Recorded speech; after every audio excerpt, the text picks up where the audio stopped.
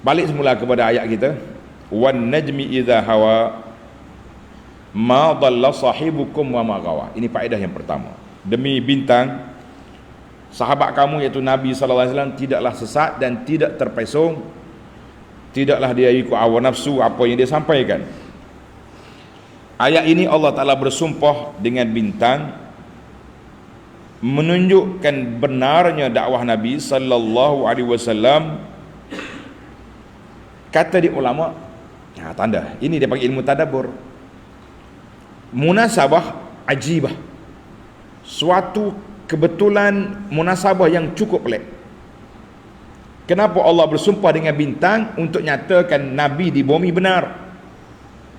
Fa inna Allah Ta'ala, Allah Ta'ala jadikan bintang itu zinah lis-sama, bintang menjadi perhiasan langit. Kalau langit tak ada bintang, kosong, tak comel malam tu. Fakadzalikal wahyu, demikianlah wahyu yang Allah turunkan kepada Nabi sallallahu alaihi wasallam. Nabi sendiri dan wahyu yang diterima dan ilmu yang disampaikan itu zinatul lil ardi, menjadi perhiasan di bumi. Bumi ini menjadi baldatun thayyibatun apabila bumi itu melaksanakan wahyu Allah azza wa jalla, melaksanakan syariat Allah, maka bumi itulah bumi yang baik. Bumi yang tak mau syariat Allah, yang mau syariat luk rek, syariat luk kromo, syariat luk orang putih ni, itu bumi yang tidak baik kerana tidak melaksanakan syariat Allah. Falaulal ilmul mawrusu anil anbiya, kalau tidak ada ilmu yang diambil daripada para nabi, nescaya manusia berada dalam kegelapan yang lebih gelap daripada malam yang tidak berbintang. Allahu akbar. Ini dipanggil ilmu munasabah. Allah bersumpah dengan bintang untuk menyatakan benarnya rasul dia di bumi. Oh, masya Allah, tabarakallah. Itu yang pertama.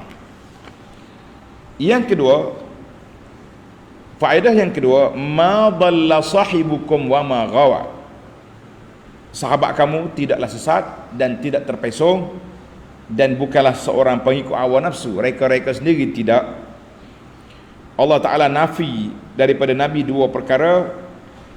Dia nafi sesat, bermakna Nabi kita ikut petunjuk hidayah, dan nafi ikut hawa nafsu, bermakna Nabi kita ikut rasyad, ikut ilmu yang diajar oleh Allah Azza wa Jalla. Jadi dua perkara inilah yang menjadi tonggak kepada ajaran Islam, hidayah dan rasyad. Maknanya kita ikut petunjuk Allah dan kita menerima wahyu. Ibadat kita tu berdasarkan wahyu daripada Allah Azza wa Jalla.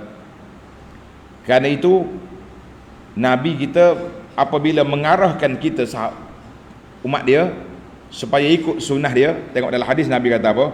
Alaikum bisunnati wa sunnatil khulafa'ir rasyidina al-mahdiyina min ba'di. Ikut sunnah aku dan sunnah khulafa' rasyidin, khalifah-khalifah aku yang rasyid, yang cerdik, khalifah kita Nabi al-mahdiyin yang mendapat hidayah lepas daripada aku. Hadis riwayat Abu Daud daripada Al-Irbad bin Sariyah. Man ar-rasyid, orang cerdik, lawanlah pada orang bodoh. Orang yang dapat hidayah lawan dengan orang yang sesat. Alhamdulillah, bermakna manusia ni kalau nak betul, nak benar, kena ikut hidayah daripada Nabi, dan dia sendiri juga kena ikut ilmu yang diterima. Allahu Akbar. Baiklah para pelajar sekalian, dua, kita pergi kepada yang ketiga. Yang ketiga, Allah kata ma zaghal basaru wa ma tagha, mata dia tak melilau, ma zaghal basaru wa ma tagha.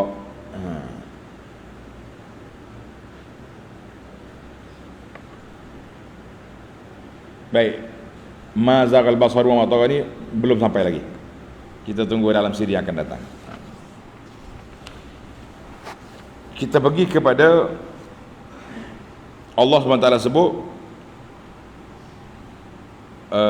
ma dhalla sahibukum wa ma ghawa, tadi sebut dah kan. Itu yang kedua.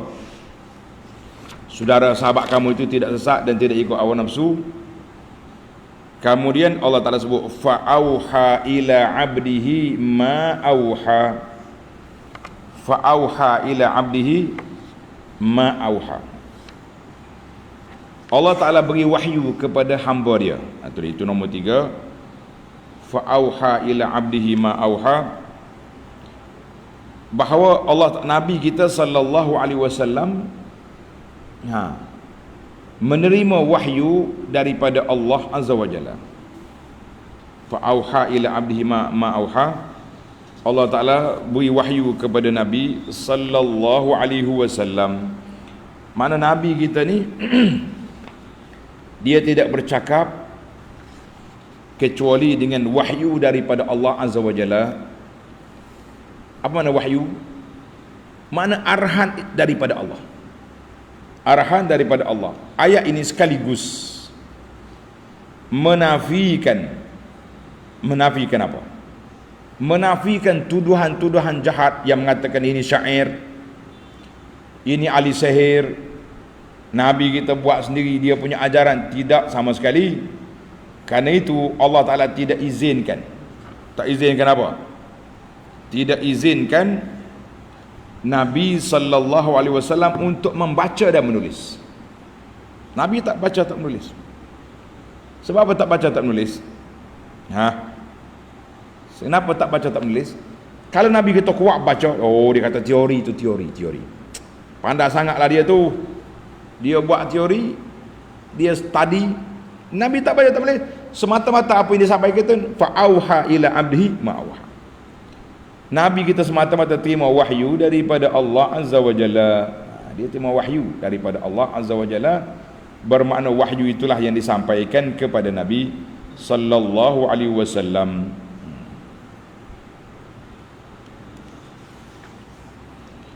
Satu lagi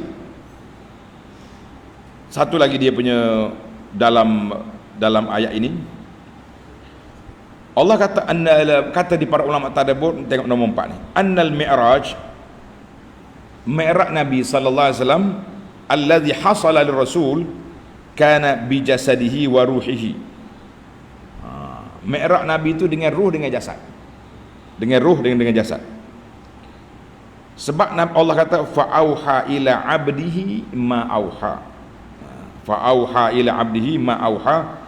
Bila sebut kata subhanallazi asra dalam ayat lain, Tuhan kata subhanallazi asra bi abdihi.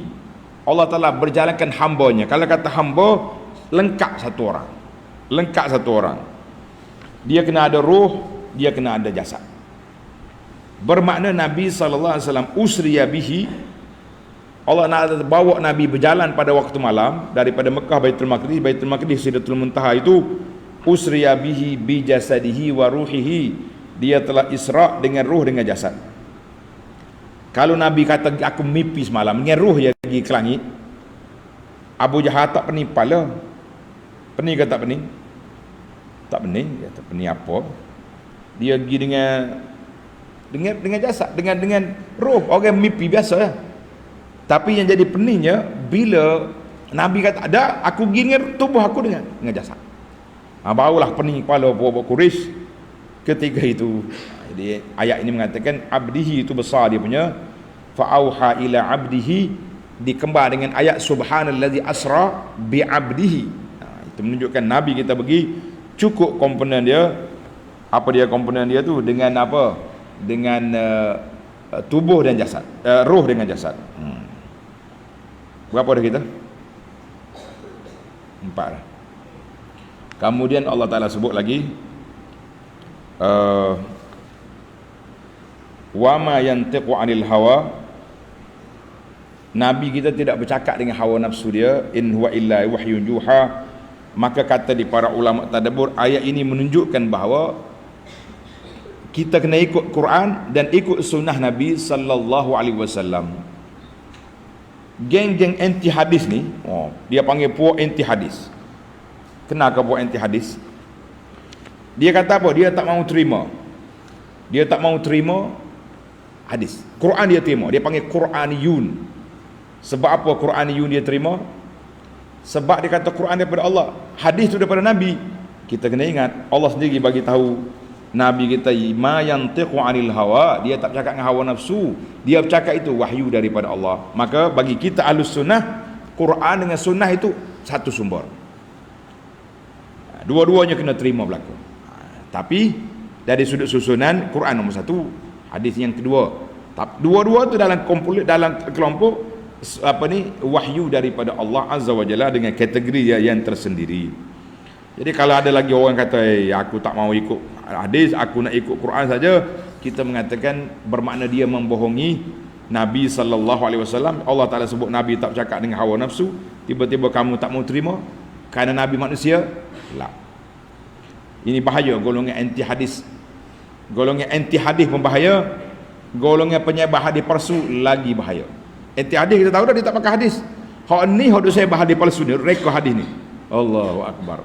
Siapa dia minum kopi, meminat minum kopi tak? Oh, token-token kopi ni kena ambil hadis ni. Hadis palsu tadi. Siapa dia minum kopi, selagi kopi tu aroma kopi bau dalam mulut, malaikat duk selawat kepada kita. Kita kata masya-Allah. Dia panggil hadis token kopi. Kalau kita cari token kopi, kita boleh hak tu biar hadis ni. Rasa ramai token kafe mari cari dah. Oh, tulis hadis besar minum kopi. Harga pun mahal naik tu.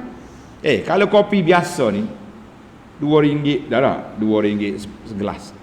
Tapi kalau kopi hok jenama 8. Ada gelas kecil besar ni 2 kali setengah habis RM8. Ada hok RM16. Ni kalau kena hadis ni pula, oh lagi dahsyat. Baik. Yang terakhir, letaklah nombor. Allah Taala sebut allamahu syadidul quwa. Allah Taala gambarkan di sini iaitu malaikat Jibril itu malaikat yang gagah, syadidul quwa, mempunyai kekuatan dia punya jiwa. Kuat. Allamahu, Allah Taala ajar pada dia. Allah Taala malaikat Jibril, allamahu Jibril. Jadi tok guru para nabi pun yang menyampaikan wahyu bukan orang biasa-biasa, bukannya makhluk biasa. Sebab itulah kalau kata di para ulama, hadis ini madhal muallim madhulil muta'allim. Bila dia puji guru, anak murid dia terpuji juga. Awak belajar dengan siapa? Belajar dengan tuan guru sekian. Oh, hebat. Setengah orang ni tak ngaji dengan tuan guru pun dia mengaku jadi guru juga. Yang kedua, ayat ini nak menolak pandangan yang mengatakan orang kata Nabi kita tu bawa dongeng je. Tak ada dongeng lah. Dia telah diajar oleh malaikat yang begitu kuat, malaikat yang bijak, malaikat yang comel, ada belaka. Fihi wusuq bi qauli Jibril. Maka yang ketiga, ayat ini mengatakan bahawa kita boleh percaya dengan apa yang dibawa oleh Jibril kepada Nabi sallallahu alaihi wasallam, kerana Allah Taala sendiri beri sifat Jibril allama syadidul quwa zu mirratin. Syadid, kuat tubuh, sihat molek, zu mirratin, dan orang yang comel, orang yang hebat dia punya otak dia. Jadi ini dia kata dia orang, kalau kita nak belajar ilmu, kita kena belajar dengan guru yang hebat. Guru yang hebat. Baru. Kalau guru sikit, guru tak hebat, anak murid lemah pula, down dia punya tu. Sebab tu kalau kita sekarang ni dia panggil ilmu tuition. Dah. Anak kita nak ambil pesa, nak tuition dengan siapa? Guru pakar pemeriksa subjek ni. Oh, hebat. Jadi Allah Taala gambarkan bahawa ni kita nak guru. Guru saya ni tak ngaji. Dia sendiri pun mengaku dia tak ngaji, tapi Allah buka ilmu laduni. Balik, ini ilmu mengarut nama dia ni. Mana ada ilmu laduni seperti cerita Nabi Musa dengan Khidir. Nah, itu mengarut. Ni masalahnya dia mengaku dia tak mengaji pun. Ramai juga orang pergi serah tukuk anak kat situ. Kita kata naya awak, naya ke anak. Allahu akbar. Baiklah, cerita Jibril belum tamat. InsyaAllah kita kenal lagi Jibril. Kita akan sambung lagi dalam sini yang akan datang. Nabi kita masih lagi berada di Sidratil Muntaha, belum turun daripada Mi'raj. Sambung dalam siri akan datang.